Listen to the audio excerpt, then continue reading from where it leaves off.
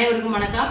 விஜய் அவர்களுடைய பதவி பிரமாணம் நம்மளுடைய தமிழக பொறுப்பு ஆளுநராக இருக்கிற விஸ்வநாத் ராஜேந்திர அர்லேக்கர் அவர்கள் வந்து கேரளாவோட ஒரு ஆளுநர். அவர் இங்க வந்து பொறுப்பு ஆளுநராக இருக்காரு. இவர் திடீர்னு பாத்தீங்கன்னா ஒரு குண்டெல்லாம் தூக்கப்பட்டிருக்காரு. பல்வேறு விஷயங்கள் இருக்கு. இந்த நேர் உள்விளையாட்டாரங்கள நாளைக்கு விஜய் அவர்களுடைய பதவி பிரமாணம் அப்படின்றது நடைபெறுமா? இது போக பாத்தீங்கன்னா விஜய் அவர்களுக்கு இன்னும் பெரும்பான்மை அப்படின்றது கிடைக்காத ஒரு சூழ்நிலையில என்னெல்லாம் பண்ண போறாங்க அப்படின்றத விரிவா இந்த ஃபுல் வீடியோல நம்ம பார்க்க போறோம். வீடியோவை ஸ்கிப் பண்ணாம பாருங்க. நிறைய இன்ஃபர்மேஷன் சொல்ல போறேன். பார்த்துட்டு உங்களோட கமெண்ட் மறக்காம கமெண்ட்ல சொல்லிருங்க. வீடியோக்கு லைக் அண்ட் சப்ஸ்கிரைப் பண்ணிருங்க. 4 பேருக்கு ஷேர் பண்ணி விடுங்க. இப்ப பாத்தீங்கன்னா இந்த நேரு உள்விளையாட்டு அரங்கம், இந்த நேரு உள்விளையாட்டு அரங்கத்துல நிறைய விஷயங்கள் வந்து நடந்திருக்கு. ஒரு சினிமா நிகழ்ச்சிகள், விளையாட்டு நிகழ்ச்சிகள் ஏகப்பட்டது நடந்திருக்கு. இப்ப பாத்தீங்கன்னா 49 வருடங்களுக்கு பிறகு திராவிடம் அல்லாத ஒரு கட்சியாக, அந்த கட்சியின் ஒரு நபராக விஜய் அவர்கள் முதல்வராக பதவியேற்க போறார் அப்படின்றது ஒரு மிகப்பெரிய வரலாற்று சாதனை. அந்த 49 வருஷத்துக்கு முன்னாடி யாருப்பா அப்படின்னு நீங்க எல்லாம் கேட்பீங்க. ஐயா காமராஜர் அவர்களுடைய காங்கிரஸ் கட்சி தான் அந்த ஒரு திராவிடம் இல்லாத கட்சி.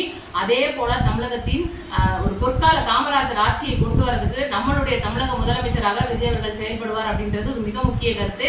இப்ப பாத்தீங்கன்னா ஸ்டாலின் அவர்கள், ஜெயலலிதா அம்மா அவர்கள், இதுக்கு முன்னாடி ஏகப்பட்ட பேர் வந்து திராவிட கட்சிகளா வந்து நேரு உள்விளையாட்டு அரங்கத்துல இன்னைக்கு பதவி பிரமாணமா செஞ்சு வச்சிருந்தா கூட இன்னைக்கு விஜய் அவர்கள் அந்த ஏற்க போற பதவி பிரமாணத்தை தான் ஒட்டுமொத்த தமிழகமும் எதிர்பார்த்து காத்துட்டு இருக்காங்க அப்படின்றது ஒரு முக்கிய கருத்து.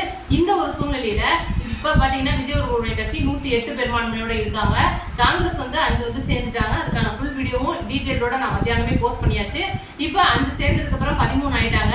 இன்னும் 18க்கு பாத்தீங்கன்னா பெரும்பான்மை அப்படின்றது கிடைக்கல நமக்கு. இன்னும் வந்து 5 தேவைப்படுது. இந்த 5 எங்க இருந்து வரும்? நாளைக்கு அந்த பதவி பிரமாணம் நடக்குமா அப்படின்னு பாத்தீங்கன்னா ரொம்பவே செய்தி சேனல்ஸ் போட்டு உருட்டிக்கிட்டு இருக்காங்க. இன்னைக்கு மக்களோட மனசை கலைக்கிறாங்கன்னு சொல்லணும். இந்த நேரு உள்விளையாட்டு அரங்கை பொறுத்த வரைக்கும் பாத்தீங்கன்னா அந்த வெளியே அரங்குல பாத்தீங்கன்னா அந்த கிரிக்கெட் நடக்கிற ஸ்டேடியத்துல 40,000 பேருக்கு மேல அமர்றதுக்கு இடம் இருக்கும். ஆனா உள் விளையாட்டு அரங்குல பாத்தீங்கன்னா கிட்டத்தட்ட 8,000 சீட்ஸ் இருக்கும். அதுல 4,000 வந்து கட்சிக்காரங்க ஃபுல் அண்ட் ஃபுல் வந்து அந்த QR கோடின் அடிப்படையிலும் அங்க இருக்கிற அந்த காவலர்கள்னு பாத்தீங்கன்னா கிட்டத்தட்ட அந்த ஒரு பதவியேற்பு விழால 6,500க்கும் மேற்பட்ட காவலர்கள் வந்து அங்க இருக்க போறாங்க. இவ்வளவு விஷயமும் நாளைக்கு நடந்துட்டு இருக்கு. இப்போ முழு வீச்சுல பணி அப்படின்றது நடைபெற்று வந்து மல்டி லேயர் பாதுகாப்பு அடுக்குகள், Z பிரிவு, Y பிரிவு, ஏகப்பட்ட பாதுகாப்பு அடுக்குகள் அப்படின்றது பொதுமக்களுக்கும் வரக்கூடிய தலைவர்களுக்கும் வந்து நடக்க போகுது. அது போக பாத்தீங்கன்னா விஜய் அவர்களுடைய சேர்த்து 9 அமைச்சர்கள் மட்டும் பதவி ஏற்கிறாங்க அப்படின்ற மிக முக்கிய தகவல் ஒன்று வந்திருக்கு. இன்னும் கூட இது உறுதிப்படுத்தப்படல.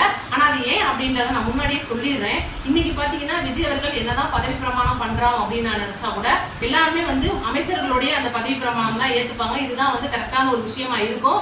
ஆனா பாத்தீங்கன்னா 9 அமைச்சர்கள், 2ஆம் கட்ட தலைவர்களான செங்கோட்டையன், நிர்மல்குமார் அவர்கள், இந்த மாதிரி புசி ஆனந்த் மற்றும் ஆதவ் அர்ஜுனா, இந்த மாதிரி ஆட்களுக்கு மட்டும்தான் அந்த பதவி பிரமாணம் அப்படின்றத ஆளுநர் பண்ணி வைக்க போறாரு.